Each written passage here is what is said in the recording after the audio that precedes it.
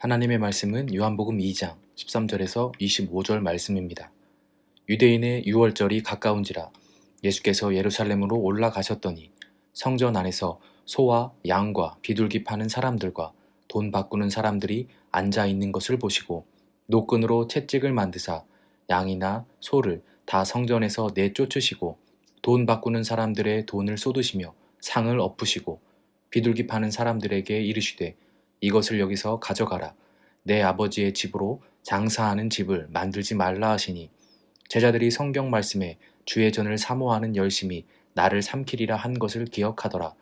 이에 유대인들이 대답하여 예수께 말하기를 내가 이런 일을 행하니 무슨 표적을 우리에게 보이겠느냐. 예수께서 대답하여 이르시되 너희가 이 성전을 헐라. 내가 사흘 동안에 일으키리라. 유대인들이 이르되 이 성전은 46년 동안에 지었거늘 내가 3일 동안에 일으키겠느냐 하더라.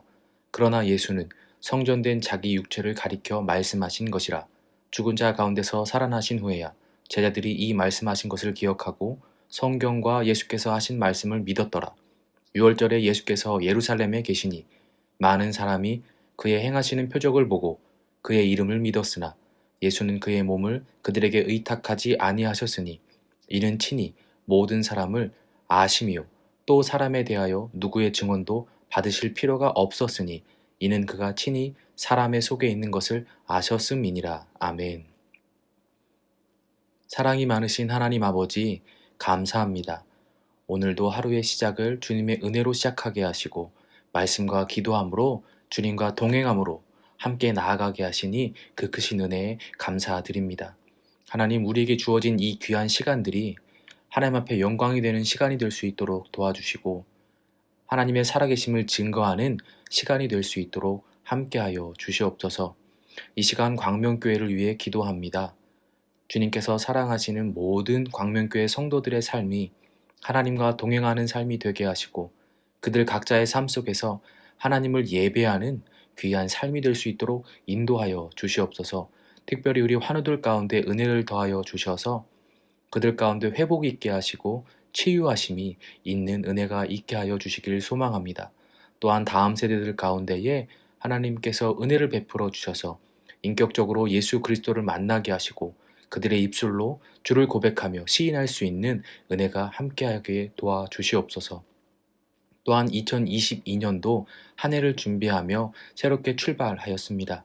각 부서 기관들 가운데 우리 주님 은혜를 더하여 주셔서 모이기에 힘쓰며 기도하기에 힘쓰며 말씀에 순종하기로 힘쓰며 사명을 감당할 수 있는 모든 관련 부서 될 수 있도록 인도하여 주시옵소서.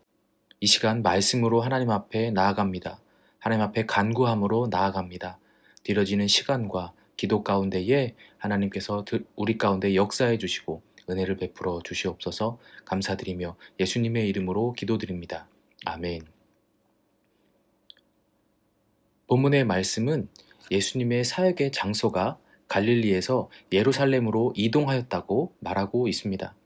예수님의 공생애 이후 처음 맞는 유월절이었습니다. 예수님께서는 성전에 가셨고 그곳에서 소와 양과 비둘기 파는 사람들과 그리고 돈 바꾸는 사람들이 있는 것을 보셨습니다. 그리고 곧 그들을 성전에서 내쫓으셨습니다. 그리고 그들에게 이렇게 말씀하셨습니다. 내 아버지의 집으로 장사하는 집을 만들지 말라. 예배를 드리는 거룩한 장소가 인간의 욕심과 탐욕으로 물들어 버린 것입니다. 성전 안에는 희생 제물용 짐승들을 파는 사람들과 화폐를 헌금으로 낼 돈으로 바꾸어주는 환전상들이 가득했습니다. 종교 지도자들과 결탁한 그들은 독점적인 지위를 이용하여서 사람들로부터 이익을, 폭리를 취하며 돈을 벌어들이고 있었습니다. 출애굽기 16장 2절에서 보면 6월절에는 소와 양과 비둘기를 제물로 드렸습니다. 가까운 곳에 있는 자는 제물을 가져왔지만 먼 곳에 사는 이들은 모세의 율법에서도 성전이 있는 곳에서 짐승을 사서 드리라고 했기에 제물용 짐승을 파는 것은 큰 문제가 되지 않았습니다. 또한 유대인들은 율법에 따라서 자기 생명의 속전 반세계를 1년에 한 번씩 성전에 냈는데 상시는 누루의 은화만 받았습니다. 그래서 수수료를 받고 다른 화폐로 은화로 바꿔주는 환전상이 있어야 했습니다. 어찌 보면 성전에 오는 이들에게 보다 편리한 서비스를 제공한다고 생각할 수 있겠습니다. 꼭 필요한 사람들이라고 생각할 수가 있지요.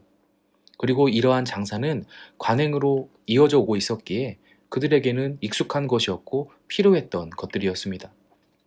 하지만 예배는 서비스를 받으러 오는 것이 아니지요. 우리가 하나님께 경배를 드리는 것이 바로 예배입니다.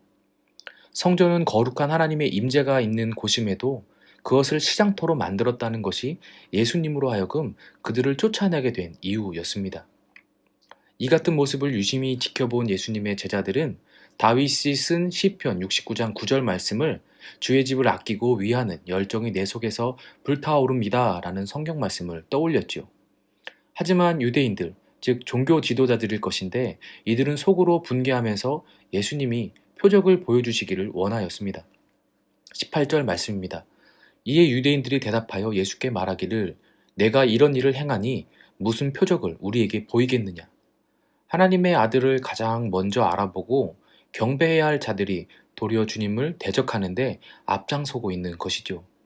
그들은 돈을 좋아하고 눈에 보이는 표적만을 구하고 있었습니다. 그렇게 행동한 것에 대한 증표를 보이라는 것입니다.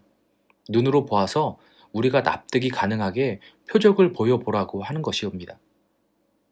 이들은 가장 먼저 예수님을 알아보고 맞이해야 할 자들이었으나 자신들의 생각과 이익에 부합하지 않다고 여겨 배척하고 있는 상황이죠. 확연히 보이는 표적만을 요구하고 있는 모습입니다. 예수님께서는 그들의 요구를 거절하면서 너희가 성전을 헐면 내가 3일 만에 일으키리라 라고 말씀하셨습니다.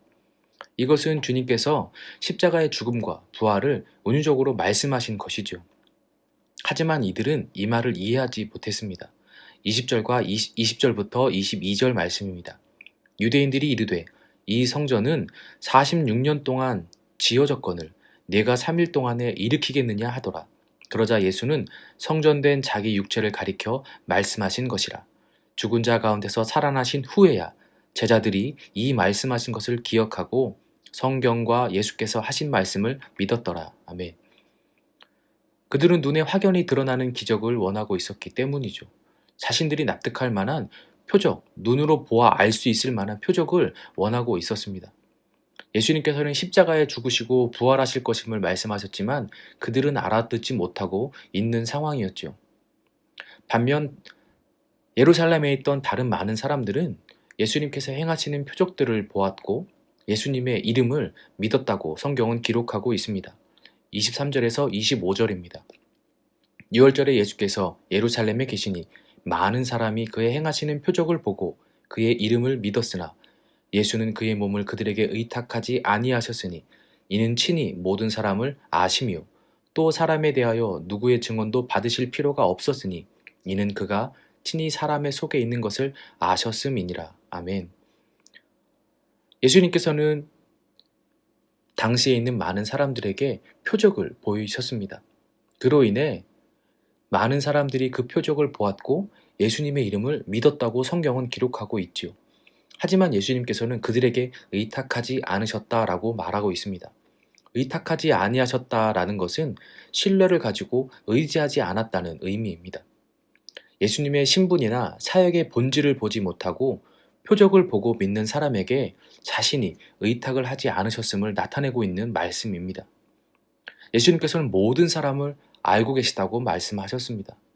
그들의 마음에 어떤 마음이 품고 있는지 훤히 다 알고 계셨기 때문에 순간순간 변하는 사람들의 감정에 일희일비하지 않으셨다는 말이지요. 사람들 가운데 표적을 보고 따르는 것 같지만 진정한 본질을 알아보지 못하는 그들에게 자신에게 의지를 가지고 신뢰를 가지고 다가가지 않으셨다는 말씀입니다. 또한 예수님께서는 사람에 대해 그 누구의 증언도 필요하지 않으셨습니다. 사람의 마음속에 있는 것까지 다 알고 계신 분이기도 하고 사람들이 뭐라고 평가할지라도 예수님에게는 본질상 하나님의 아들이고 메시아이기 때문에 그가 메시아 됨에 관해서 다른 사람의 증언을 필요로 하지 않으신 것이지요. 오늘의 이 본문 말씀으로 우리가 생각해야 할 것은 하나님을 향하여 예배를 나아갈 때 나 자신이 과연 어떻게 반응해야 되는지입니다. 인간으로서 하나님께 행할 수 있는 것은 가장 거룩한 것은 바로 예배입니다. 그 예배의 주체는 하나님이 되셔야 마땅하지 사람이 주체가 되어서는 안 됩니다. 우리는 주객이 전도되는 상황을 경계해야만 합니다. 사람이 우선이 되는 예배는 얼마 지나지 않아 변질되어 버리고 맙니다. 무엇이 중요한 것인지를 정확히 알고 있어야 하지요. 그리고 어디에 주목해야 하는지를 잘 알아야 합니다. 예배의 가장 중요한 것은 하나님께 나아가는 것, 경배 드리는 것입니다. 하나님께 나를 드리는 시간이고 그 시간 속에서 임재하신 하나님의 은혜를 체험하며 깨닫고 삶으로 돌아가는 시간입니다. 이것이 가장 먼저 된 상황이지요. 상황과 환경이 불편할 수 있을지도 모릅니다. 하지만 그렇다 해서 예배에 방해가 되고 못 드린다는 것이 아니지요. 편리를 위해 이것저것 한다 하지만 그것이 예배에 방해가 될 수 있다는 말입니다. 예배는 거룩하고 영적인 것입니다. 하나님과 개인과의 거룩한 교제가 일어나는 시간이지요. 다른 것에 신경 쓸 여력이 없습니다. 우리의 마음을 다스려야 하고 상황과 환경을 뛰어넘어야 합니다. 준비가 되지 않은 상황이라면 더욱더 하나님께 집중하고 기도함으로 나아가야 합니다. 예배를 드리기 전, 예배를 드리는 시간, 예배 후에도 스스로와의 거룩한 싸움을 해야만 한다는 말입니다. 그렇지 않으면 우리는 제자로서 살아갈 힘을 잃어버리게 될 것이기 때문입니다. 하나님이 아닌 다른 것에 점차 집중하고 그것에 의미를 부여하며 신앙생활을 하게 될 것이 뻔하기 때문이죠. 본질이 아닌 것에 의미를 두고 그것에 집중하려 한다는 말입니다. 예배는 자신을 내려놓고 하나님께 나아가는 순간입니다. 나의 모든 편리함을 충족시키며 하나님께 나아가는 시간이 아니지요. 준비가 되어 있지 않아도 그대로 나아가야만 합니다.